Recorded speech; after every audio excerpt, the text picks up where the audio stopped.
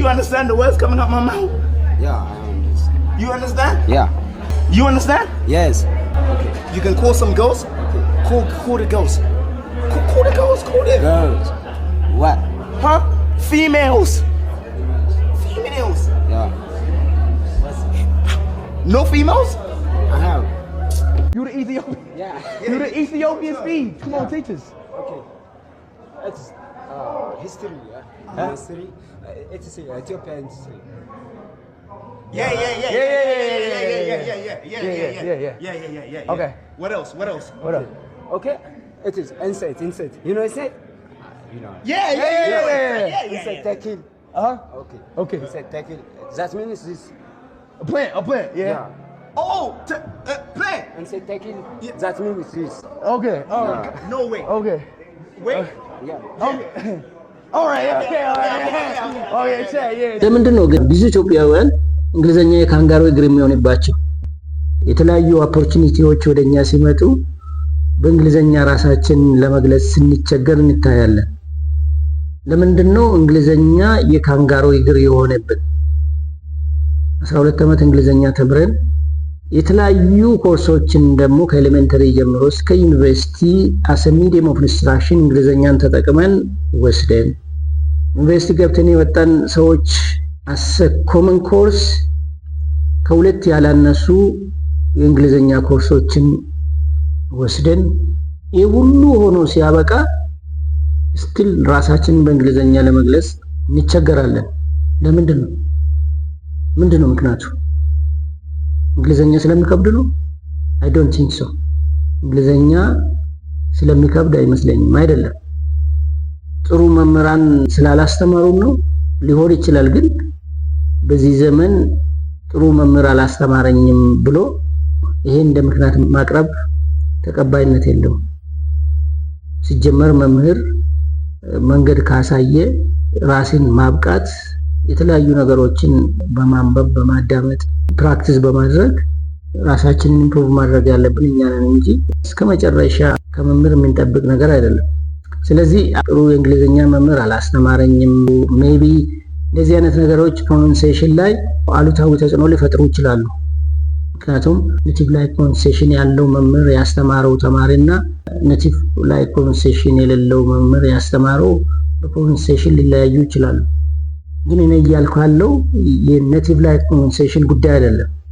ራሳችንን በእንግሊዘኛ መግለጽ፣ ሐሳባችንን መግለጽ ሳንቸገር ማለት ነው። ይህ ለምንድን ነው ያቃተን? ችግሩ ምንድነው?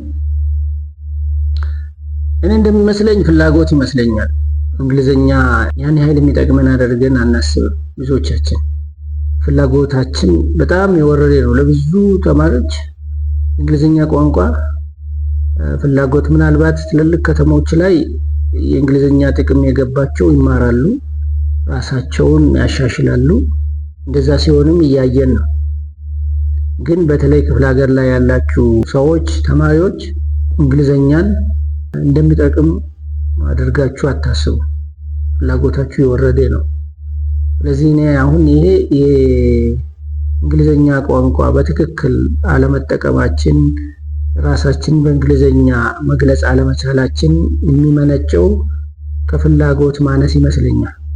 አንዳንድ የእንግሊዘኛ ቋንቋ ክህሎትን የሚጠይቁ እድሎች ወደኛ ሲመጡ እንግሊዘኛ እንደሚያስፈልግ ያኔ ይገባንና ኦሬዲ ስለማንችል ወደ ኋላ ተመልሰን ጸጸት ውስጥ እንገባለን። ስለዚህ እንግሊዘኛን መቻል ለብዙ እድሎች በር ይከፍታል። ባለን ፕሮፋይል ላይ፣ ባለን የትምህርት ዝግጅት ላይ፣ ባለን ሙያ ላይ የእንግሊዘኛ ቋንቋ ክህሎት ያለን እንደሆነ ተፈላጊነታችንን ይጨምራል ማለት ነው። ስለዚህ በተለያየ ሙያ ውስጥ ያላችሁ ሰዎች እንግሊዘኛ ቋንቋ በተጨማሪ ክህሎቱ ካላችሁ ተጠቃሚ ትሆናላችሁ እንጂ አትጎዱ። ስለዚህ ጊዜ ሳይረፍድ ቶሎ አክሽን ውሰዱ። ሐሳባችን በሚገባ ማስተላለፍ አለመቻል ያሳፍራል። ስለዚህ ፍላጎታችን መጨመር አለበት ለእንግሊዘኛ። ከሱ ጋር ተያይዞ የሚመጡ እድሎችን እንዳያመልጡን ከፈለገን ዛሬውኑ ልንሰራበት ያስፈልጋል። ወደንም ጠላንም እንግሊዘኛ ያስፈልገናል፣ አማራጭ አይደለም። ስለዚህ ዛሬ ጀምረን እንስራበት። በየአካባቢያችን የሚያስተምሩ መምህራን አሉ፣ ኦንላይን የሚያስተምሩ አሉ። ዛሬ ላይ ለመማር የተዘጋጀ ሰው፣ ፓሽን ያለው ሰው ከማን ይማራለው የት ይማራለው ብሎ መጠየቅ አይችልም። ኦንላይን የሚያስተምሩ መምህራን አሉ፣ ፌስ ቱ ፌስ በአካባቢያችሁ የሚያስተምሩ መምህራን አሉ።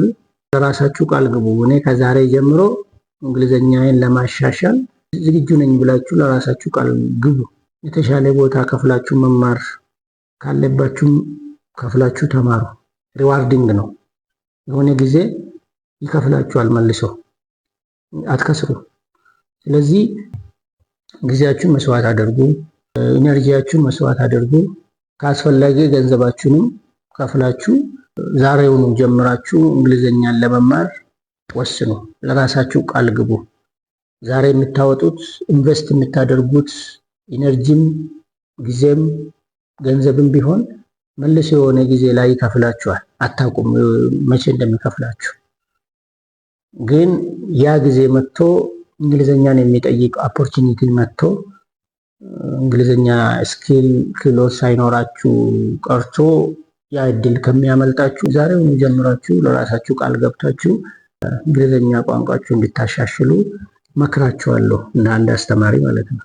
እኛም አስተማሪዎች በዚህ ላይ እንስራ፣ እስቲ ተባብረን እንስራ፣ እስቲ ለውጥ እናምጣ። ቲክቶክ ላይ ዩቲዩብ ላይ በስፋት እየሰሩ ያሉ አሉ። ምናልባት አንዳንድ ጊዜ ቲክቶክ ላይ ዩቲዩብ ላይ እንግሊዘኛ የሚያስተምሩትን ስናያቸው ለራሳቸው ጥቅም ነው፣ ብር ለማግኘት ቪው ለማግኘት ገንዘብ ለመሰብሰብ ነው ምናምን ብለን ልናስብ እንችላለን። አትሞኙ። ለሚማሩት ሰዎች የበለጠ ይጠቅማል እና ዩቲዩብ ላይም ቲክቶክ ላይም ተከታተሉ። በተጨማሪ በአካባቢያችሁም ሴንተሮች ካሉ አስተማሪዎች ካሉ ደውላችሁም ቢሆን አግኝታችሁ አመቻችታችሁ ለመማር ዝግጁ ብትሆኑ ጥሩ ነው። ከአካባቢና ከሚዲያ ላይ በማያቸው ነገሮች ኦብዘርቭ ያደረግኳቸው ነገሮች ጉዳይ ስላሳሰበኝ ለምን ካምፔን አናደርግም? የሚያስተምሩት ለማስተማር ካምፔን ለምን አያደርጉም? ዘመቻ የሚማሩት ደግሞ ለመማር ለምን ዘመቻ አያደርጉ? በተለይ አሁን የሚያስተምሩ ዘመቻ እያደረጉ ነው። ከሞላ ጎደል የምትማሩ ሰዎች በዘመቻ መልክ ለመማር ዝግጁ እንድትሆኑ ጥሬን አቀርብላችኋለሁ። አመሰግናለሁ።